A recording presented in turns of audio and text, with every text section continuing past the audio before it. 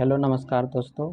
तो जैसा कि पिछले क्लास में ही हम लोग राष्ट्रीय घटनाक्रम के बारे में अध्ययन किए थे।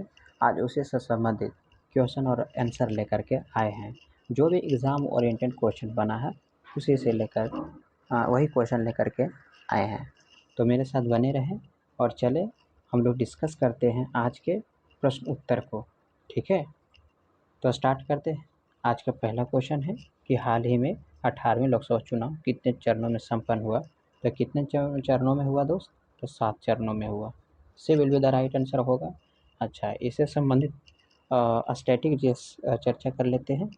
तो 17वीं लोकसभा जो था वो कब हुई थी? तो 2019 में हुई थी। ठीक है, इसका चेयरमैन कौन है? तो ओम बिड़ला है। ठीक है, ओम बिड़ला। अच्छा है। लोकसभा में टोटल सीटों की संख्या कितनी है? तो 543 है, जिसमें से एससी और एसटी के लिए आरक्षित सीटों की संख्या कितना है? तो एससी के लिए है 84 और एसटी के लिए है 47। अच्छा, लोकसभा में कितने नंबर आर्टिकल में इनका मेंशन किया है? तो 81। राज्यसभा को 80 और संसद को 79। अच्छा, किस स्टेट में सबसे ज़्यादा लोकसभा सीटें हैं? तो वो है यूपी। कितना है? 80 है। ठीक है, तो ये रहा आज लोकसभा से संबंधित स्टैटिक जीएस और करंट अफेयर्स। ठीक है दोस्त, अब क्वेश्चन नंबर 2 में बढ़ते हैं। क्वेश्चन नंबर 2 में क्या है कि वर्तमान में लोकसभा की कुल कितनी सीटें हैं? जैसे कि ऊपर ही हम लोग डिस्कस कर लिए हैं, इसका C will be the right answer होगा। ठीक है, 543। अच्छा, आपको ये भी बता देता हूँ को पहले 545 सीटें होती थी, जिसमें से 2 एंग्लो इंडियन को राष्ट्रपति द्वारा मनोनीत किया जाता था। अब क्या किया? 104 में संविधान संशोधन, ठीक है, कितना 104 कॉन्स्टिट्यूशन अमेंडमेंट एक्ट के तहत इसको 2 सीटों को नहीं बढ़ाया गया है। ठीक है, यहीं पर उनको समाप्त कर दिया। 2020 में हुआ था इसका संशोधन। ठीक है, तो ये रहा जो भी लोकसभा से स्ट्रैटेजीज बन सकता था उसको बनाए हैं। अब क्वेश्चन नंबर 3 में चलते हैं। तो क्वेश्चन नंबर 3 में है कि फरवरी 2023 किस देश से मध्य प्रदेश स्थित कूनो राष्ट्रीय उद्यान में 12 चीते लाए गए थे? तो कहाँ से लाए गए थे? साउथ अफ्रीका से। और 2024 में भी हाल ही में यहाँ पर एक मादा चीता जो थे, इनका नाम था गामिनी। क्या नाम था? गामिनी। मादा चीता थे जिन्होंने 5 शावकों को जन्म दिया। ठीक है, शावकों को जन्म दिया। ठीक है, कौन? गामिनी ने। ये भी साउथ अफ्रीका से ही लाए गए थे। ठीक है। अच्छा, आपको ये भी जानकारी होगा कि नामीबिया से भी चीते लाया गया था। ठीक है, वहाँ से कितना चीते लाया गया था? तो वहाँ से 8 चीते लाया गया था। ठीक है, कितना? टोटल 8। कहाँ से? नामीबिया से। कब लाया गया था? तो फरवरी 2023 में वो भी लाया गया था। ठीक है, अब आगे बढ़ते हैं क्वेश्चन नंबर 4 में। क्वेश्चन नंबर 4 में बोल रहा है कि भारतीय नौसैनिक का नया नौसैनिक अड्डा INS जटायु कहाँ खोला गया है? तो कहाँ खोला गया है? इसका आंसर सी होगा, लक्षद्वीप में होगा। लक्षद्वीप के बारे में भी बहुत कुछ पढ़े थे पिछले क्लास में। जैसे कि लक्षद्वीप में 8 डिग्री है, 9 डिग्री है, वहीं पे पड़ता है 8 डिग्री। INS जटायु जो है नौसैनिक अड्डा है, वहीं खोला गया है। लक्षद्वीप में कुल द्वीपों की संख्या कितनी है? 36 है। ठीक है, 2011 जनगणना के अनुसार सर्वाधिक लिटरेसी परसेंट यहीं है। फिर सर्वाधिक न्यूनतम जनसंख्या कहाँ पर है? लक्षद्वीप में ही है। ठीक है, फिर और क्या था इससे? तो 8 डिग्री 9 डिग्री किन दो द्वीपों को डिवाइड करता है, तो उसको भी देख लेते हैं। जैसा कि ये था ऊपर लक्षद्वीप, बीच में था मिनिकॉय द्वीप। ठीक है। अच्छा, ये जो दिए थे मैप से भी दिखाए थे, तो आप लोग को याद होगा। सबसे नीचे में था मालदीव।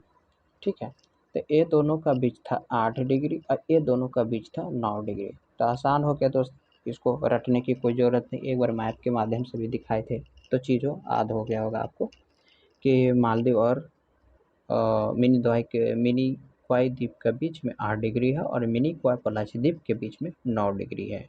ठीक है। अच्छा, 10 डिग्री किन दो द्वीपों को डिवाइड करता है? तो एक करता है अंडमान को, और यहाँ 10 डिग्री है चैनल, और फिर निकोबार को। ठीक है। ये कहाँ पड़ता है? बे ऑफ बंगाल में। बस इतना ही तो करना था दोस्त, याद रखना था। ठीक है।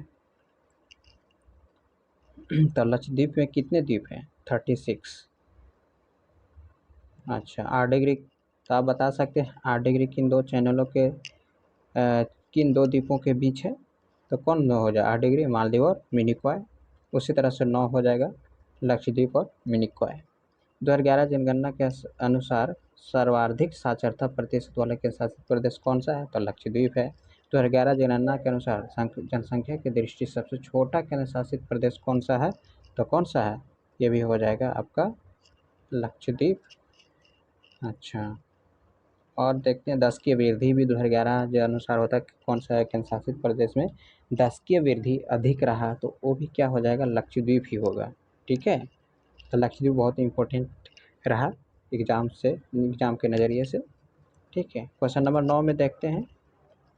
क्वेश्चन नंबर 9 क्या बोल रहा है कि नदी के जल प्रवाह के नीचे सुरंग में चलने वाली मेट्रो कहाँ शुरुआत की गई? तो कोलकाता में की गई है। ठीक है। पहली मेट्रो भी कहाँ शुरुआत की गई है? तो मेट्रो में की गई थी। तो ये रहा कोलकाता से संबंधित। फिर डीआरडीओ के वर्तमान अध्यक्ष कौन है? तो समीर सी कामत नहीं, समीर वी कामत है। यहाँ सी के जगह वी होगा। समीर वी कामत। ठीक है, समीर वी कामत है। अच्छा, डीआरडीओ का फुल फॉर्म क्या होता है? जो पूछता भी है एग्जाम में। Defence research development organisation. ठीक है दोस्त, 13 है डीआरडीओ से संबंधित। अब आते हैं क्वेश्चन नंबर 11 में कि नायब सिंह सैनी कहाँ का मुख्यमंत्री है? तो कहाँ का? हिमाचल प्रदेश का, जो हाल ही में बनाया गया है, इसको बीजेपी से है। अच्छा, और हरियाणा से हाल ही में आपको अप्रैल माह के करंट अफेयर के में डिस्कशन किए थे कि हरियाणा के फरीदाबाद में, कहाँ पे? फरीदाबाद हरियाणा, यहीं पे हुआ था 37 सूर्य कुंड फिल्म महोत्सव, यहीं हुआ था, जिसका थीम स्टेट कौन था? थीम स्टेट था गुजरात। ठीक है, कौन थे? गुजरात था। और पार्टनर कंट्री कौन था? तो थाईलैंड था। ठीक है। अब आगे बढ़ते हैं। क्वेश्चन नंबर आज के अंतिम क्वेश्चन है क्वेश्चन नंबर 12 में कि प्रायोज प्रक्षेपण यान प्रौद्योगिकी के लिए पुष्पक का परीक्षण किया गया है, किसके द्वारा किया गया है? तो ये इसरो के द्वारा किया गया है। ठीक है, इसरो। अब इसरो के बारे में थोड़ा देख लेते हैं। इससे संबंधित क्वेश्चन पूछा जाता है और पूछेगा भी आने वाला एग्जाम में। ये रहा इसरो। इसरो का फुल फॉर्म क्या होता है? ठीक है, इसरो से फुल फॉर्म पूछ ले सकता है, या फिर इसरो से इसका संगठन कब किया गया था। ठीक है, या तो फिर इसका जो चेयरमैन है, चेयरमैन से क्वेश्चन आ सकता है। इसरो। अच्छा, इसका चेयरमैन अभी कौन है? एस सोमनाथ जी है। ठीक है, इसी के तत्वाधान में चंद्रयान 3 सक्सेसफुल लॉन्च किया गया था चंद्रमा के साउथ पोल पे, जैसे कि आप लोग जानते ही होंगे।